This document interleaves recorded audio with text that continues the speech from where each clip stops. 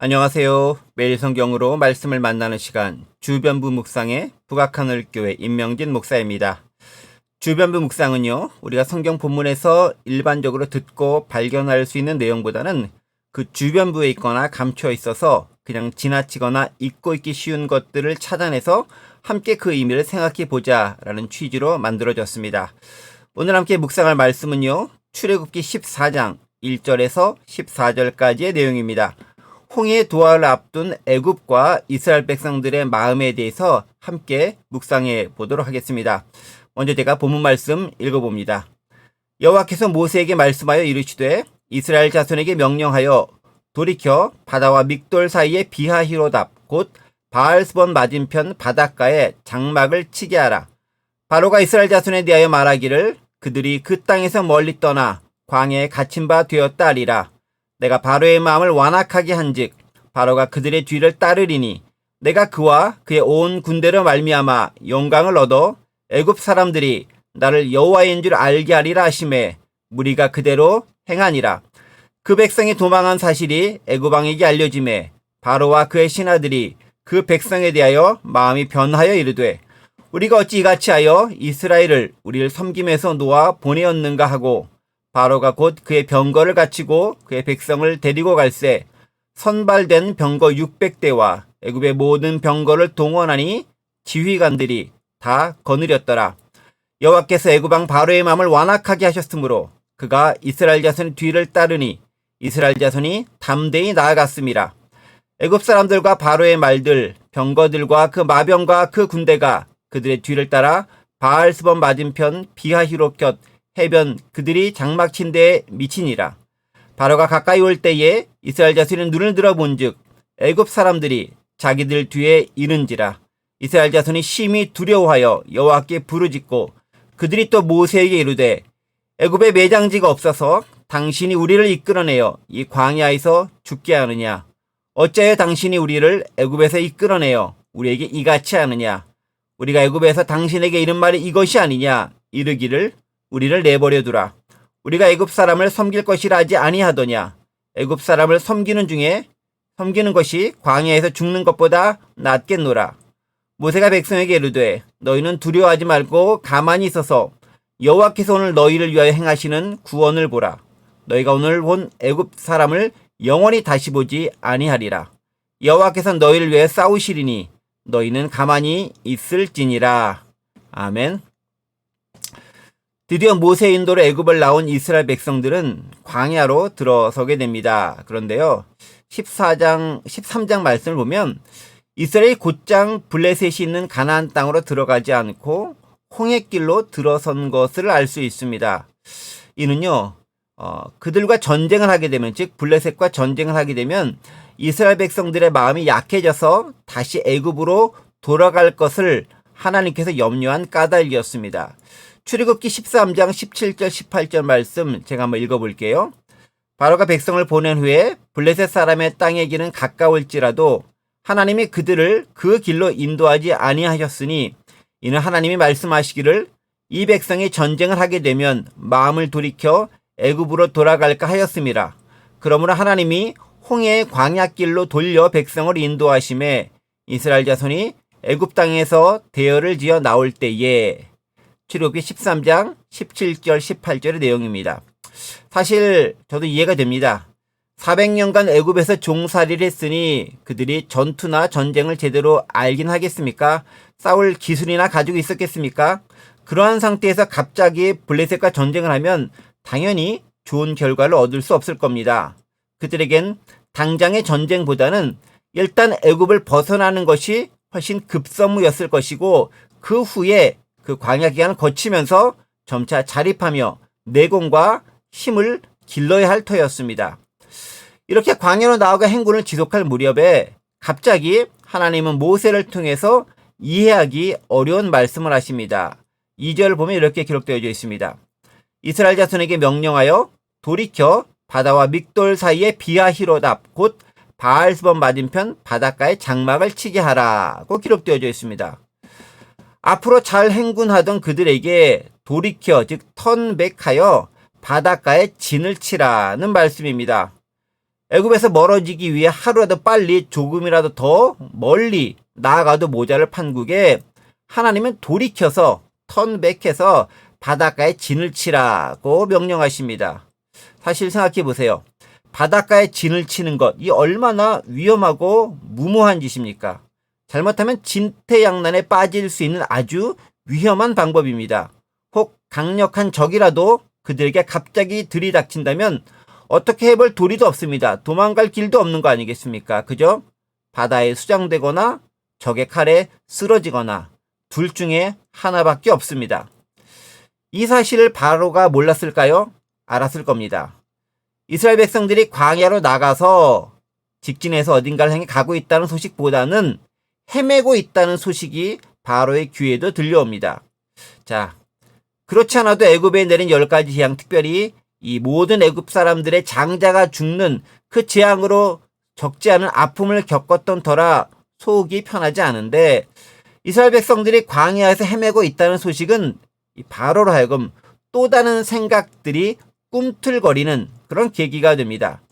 이제라도 쫓아가서 이스라엘을 치고 그들을 다시 잡아오면 지금까지 당했던 모든 수모를 갚을 수 있고, 또 그것뿐만 아니라 그들을 이집트에 다시 한번 노예로 잡아들여서 우리를 섬길 수 있도록 만드는 기회가 될 것이다 라고 바로는 생각했을 것입니다. 특별히 수백 년간 그들은 노예로 불임을 당하고 있었기 때문에 싸움도 못하고 허둥지둥할 것이 분명한 것이었습니다. 바로의 생각이었죠. 상당히 타당성이 있어 보입니다. 한편 이스라엘 백성들은 어떻습니까? 그들은 의기양양합니다. 하나님의 큰 권능으로 애굽을 나왔고 이제 자유의 몸이 되었습니다. 밤에는 불기둥이, 낮에는 구름기둥이 그들을 인도하니 두려울 것 없어 보입니다. 8절을 보면요, 그들은 담대하게 나아갔다라고 기록되어져 있습니다. 여기서 이 담대하게라는 표현은요, 손을 들고 크게 소리치며 외치며 나아갔다라는 표현입니다. 애굽의 입장에서는 그렇게 나아가는 이스라엘 봤었을 때 무척 속이 상하고 미쳐 터지는 일이겠고요. 이스라엘의 입장에서는 가슴 벅차고 아주 감격적인 일이 아닐 수 없습니다. 최소한 애굽을 나갈 때까지는 그러한 상태였다는 것이죠. 자, 그런데 바로의 마음이 바뀌기 시작합니다. 광야에서 이스라엘 백성들이 헤매고 있다는 소식이 들려오자 다시 마음이 완악해진 바로는 군대를 이끌고 이스라엘 백성들을 추격하기 시작합니다. 이제 이스라엘 백성들은 진퇴양난의 상황에 처합니다. 뒤에는 애굽의 군대가, 앞에는 홍해가 가로막힌 상황이 된 것이죠. 그때 어떤 감정이 밀려옵니까? 두려움이 밀려옵니다. 담대하게 의기양양하게 애굽을 박차고 나왔는데 얼마 지나지 않아 다시금 두려움이 그들 가운데 가득 차오르는 것이죠. 예전에 애굽에 있었을 때가 좋았다는 생각이 그들을 사로잡습니다. 이제 그들은 모세와 하나님을 원망하면서 불평합니다. 11절 12절 말씀이죠. 애굽에 매장지가 없어서 당신이 우리를 이끌어내어 이 광야에서 죽게 하느냐? 어찌하여 당신이 우리를 애굽에서 이끌어내어 우리에게 이같이 하느냐? 우리가 애굽에서 당신에게 이른 말이 이것이 아니냐? 이르기를 우리를 내버려 두어라. 우리가 애굽 사람을 섬길 것이라 하지 아니하더냐? 애굽 사람을 섬기는 것이 광야에서 죽는 것보다 낫겠노라. 의기양양하며 담대하던 그들의 마음 상태가 어느새 불평과 두려움으로 바뀌었습니다. 그러자 모세가 얘기합니다. 너희는 두려워하지 말고 가만히 서서 여호와께서 오늘 너희를 위하여 행하시는 구원을 보라. 너희가 오늘 본 애굽 사람을 영원히 다시 보지 아니하리라. 여호와께서 너희를 위하여 싸우시리니 너희는 가만히 있을지어다. 아멘. 두려워하며 불평하는 대신에 잠잠하라고 말합니다. 하나님께서 어떻게 역사하시는지 가만히 서서 좀 보라는 것이죠. 어떻게 그분이 구원자가 되시는지, 어떻게 그분이 애굽을 몰살시키는지 가만히 앉아 두 눈으로 똑똑히 목격하라는 겁니다. 당신들이 손 하나 까딱하지 않고도 하나님께서 어떻게 애굽의 군사들을 물리치시는지 보라는 겁니다. 제발 호들갑 떨지 말고 상황에 따라 이리저리 움직이는 갈대와 같은 그런 마음, 그런 믿음 갖지 말고 하나님 앞에 신실한 모습을 좀 보이라는 것이죠. 한마디로 믿음을 가지라는 겁니다. 여러분, 그렇습니다. 믿음은요, 진짜 믿음은요, 결코 한순간에 만들어지지 않습니다. 믿음은 한순간의 감정이 절대로 아닙니다. 믿음은 과정입니다. 믿음은 역사입니다. 믿음은 진행형입니다. 하나님도 그것을 아신 것이죠. 때문에 하나님이 이 모든 과정을 준비하시면서 이스라엘 백성이 진짜 하나님의 백성으로 살아가기 위해 참된 정체성을 갖는 데 필요한 믿음의 훈련을 이제부터 시키고 계신 겁니다. 그게 광야의 40년간의 기간인 것이죠.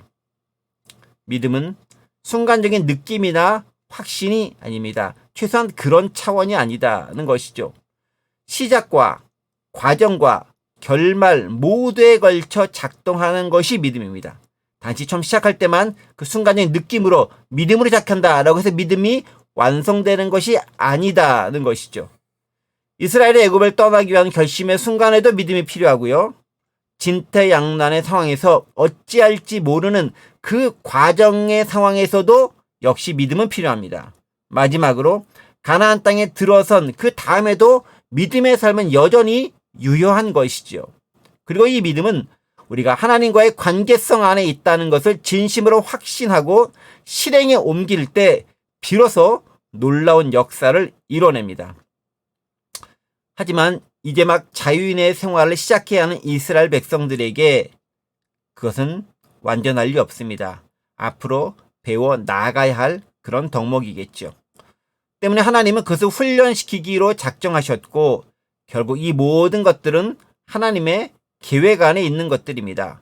바로의 마음이 완악해지는 것도, 시시각각 변하는 것도, 그에 따라 이스라엘 백성들의 마음이 움직이는 것도, 환호했다가 담대했다가 다시 원망과 불평으로 움직이는 것도 사실 따지고 보면 하나님의 과정과 섭리 가운데 있는 것이죠.